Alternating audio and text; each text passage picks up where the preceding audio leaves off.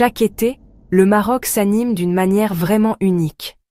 Des millions de voitures avec des plaques étrangères, dont beaucoup sont remplies de cadeaux et de souvenirs, inondent les autoroutes et les ports. L'air est rempli d'anticipation et d'excitation, alors que les familles rentrent chez elles, impatientes de renouer avec leurs racines. L'arrivée de ces véhicules marque le début d'une saison pas comme les autres, qui rassemble des personnes de tous les continents. Cette migration annuelle marque le retour des Marocains résidant à l'étranger, ou MRE, des Marocains vivant à l'étranger qui retournent dans leur pays d'origine chaque année. Ce ne sont pas de simples touristes de passage, ce sont des membres de la famille, des amis et des êtres chers, qui rentrent chez eux pour renouer avec leur héritage et les personnes qu'ils chérissent le plus. Pour beaucoup, c'est une expérience profondément émouvante, remplie de rires, de larmes et de la chaleur des retrouvailles. Pendant ces mois, le pays se transforme. Les rues et les marchés débordent d'un mélange vibrant de langues, de cultures et de traditions. L'énergie est palpable, le Maroc devenant un véritable carrefour du monde. Mais au-delà des joyeuses retrouvailles et de l'atmosphère festive, se pose une question cruciale. Quel est le véritable impact économique de cette migration annuelle? Comment ce retour massif au pays façonne-t-il l'avenir du Maroc? Chaque dirham dépensé par les Marocains de retour raconte une histoire de connexion, de soutien et de contribution. Leurs dépenses se répercutent sur les entreprises locales, les marchés et les communautés, touchant d'innombrables vies. Pour vraiment comprendre l'effet réel, nous devons examiner attentivement où cet argent circule, comment il est utilisé et combien il en reste pour alimenter la croissance et le développement du Maroc pour l'année à venir. Le retour des MRE est de bien plus qu'une tradition chère. C'est un puissant moteur économique, une force qui façonne l'identité et la prospérité de la nation chaque été, laissant un impact durable bien après la fin des vacances. Chaque année, en juillet et août, jusqu'à 3 millions de Marocains résidant à l'étranger rentrent chez eux, transformant temporairement le pays. Cette migration annuelle est l'une des plus importantes au monde, métamorphosant les villes et villages du Maroc presque du jour au lendemain. Les rues résonnent de différentes langues et l'air bourdonne d'anticipation, alors que les familles se retrouvent, après des mois, voire des années, de séparation. La plupart viennent d'Europe.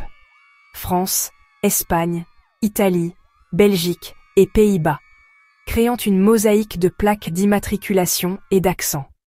Les autoroutes et les centres-villes sont soudainement remplis de véhicules, venus de tout le continent, chacun transportant des histoires de voyages effectués et de foyers retrouvés.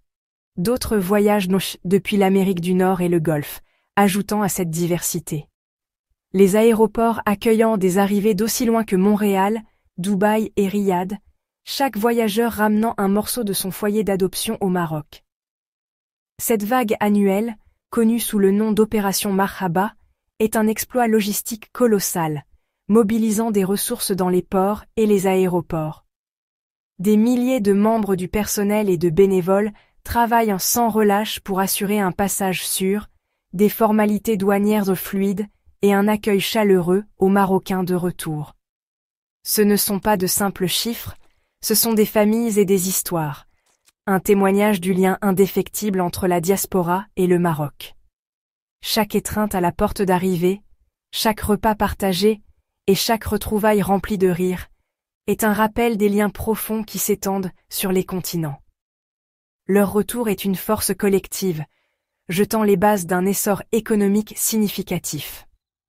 Les magasins, les restaurants et les marchés prospèrent alors que les Marocains de retour dépensent, investissent et renouent avec leurs racines. L'ampleur et la loyauté de ce mouvement sont les moteurs de l'impact économique estival, stimulant les entreprises locales et dynamisant les communautés à travers le pays. L'impact financier des Marocains. Résidant à l'étranger, MRE, dépend de leur lieu de résidence et de la devise dans laquelle ils gagnent leur vie.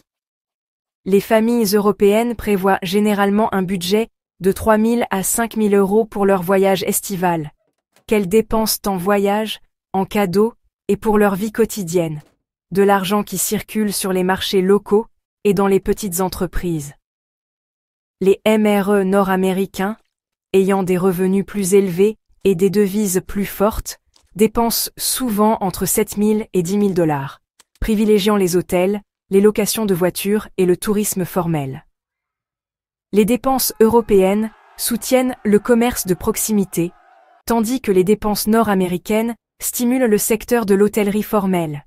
Ces deux flux sont essentiels, mais ils alimentent différentes parties de l'économie.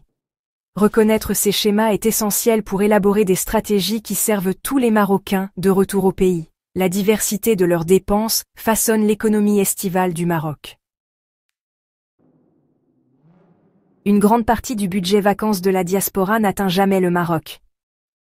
Le transport, carburant, ferry, péage et vol revient souvent à des compagnies étrangères, drainant jusqu'à 1/3 du budget total avant même l'arrivée des familles. Cette fuite économique limite le bénéfice net pour le Maroc, car une grande partie de l'argent est dépensée à l'étranger. Même les vols avec des transporteurs nationaux impliquent des coûts payés à l'étranger. Le défi, comment le Maroc peut-il capter davantage de ses dépenses et réduire les fuites? La gestion des coûts de voyage est cruciale pour maximiser les retombées estivales. Bien qu'une partie de l'argent s'échappe du système, les fonds qui parviennent au Maroc pendant les mois d'été provoquent une puissante et vaste onde économique. Chaque dirham dépensé par les familles et les visiteurs de retour déclenche une réaction en chaîne, circulant à travers d'innombrables mains et entreprises. Les marchés locaux, les épiceries et les artisans prospèrent alors que les familles de la diaspora s'approvisionnent pour les réceptions festives, achètent des produits traditionnels et se préparent à des retrouvailles tant attendues. La demande de produits frais, d'épices et d'artisanat fait un bond, donnant aux petits vendeurs et artisans un coup de pouce vital. Le secteur de l'hôtellerie est en plein essor. Les locations saisonnières, les restaurants et les cafés enregistrent des records d'activité, créant des emplois pour les jeunes et les travailleurs saisonniers. Des chefs aux serveurs, des chauffeurs aux nettoyeurs, beaucoup trouvent un emploi temporaire grâce à cette augmentation annuelle de l'activité. Les fonds de la diaspora soutiennent également les dépenses familiales, couvrant tout, des frais médicaux aux frais de scolarité et aux réparations de la maison. Pour de nombreux ménages, cet argent agit comme un filet de sécurité sociale crucial, aidant les proches à traverser des moments difficiles et à investir dans l'avenir de leurs enfants. Les mariages et célébrations estivales, souvent financés par les MRE, alimentent des écosystèmes entiers d'entreprises événementielles et d'artisans. Fleuristes, traiteurs, musiciens et tailleurs bénéficient tous des joyeuses réunions de la saison, qui peuvent durer des jours et impliquer des centaines d'invités. Les transferts de fonds et les dépenses estivales stabilisent la balance des paiements du Maroc et injectent des liquidités indispensables dans l'économie, aidant les banques et les entreprises à rester à flot pendant les mois les plus chargés de l'année. Cet afflux annuel est un stimulant local, qui s'étend bien au-delà des grandes villes pour toucher les villages ruraux et les petites villes, où chaque vente supplémentaire peut faire une réelle différence. Le lien durable de la diaspora avec le Maroc est plus qu'émotionnel. C'est une bouée de sauvetage économique qui soutient les familles, les communautés et des régions entières chaque été. Malgré ces avantages, le Maroc ne capitalise pas pleinement sur le potentiel de sa diaspora. Les opportunités d'investissement pour les MRE sont limitées et souvent ralenties par la bureaucratie. Les options de tourisme et de loisirs ne correspondent pas toujours aux besoins des familles de la diaspora, surtout en dehors des grandes villes. L'afflux estival met à rude épreuve les infrastructures et crée des cycles économiques instables et hyper-saisonniers. Répartir les visites tout au long de l'année et améliorer les offres hors saison pourrait aider. Les banques pourraient faire davantage pour canaliser l'épargne de la diaspora vers des investissements productifs, et pas seulement vers la consommation ou l'immobilier. Sans ces changements, l'impact reste un coup de pouce temporaire, et non une transformation durable.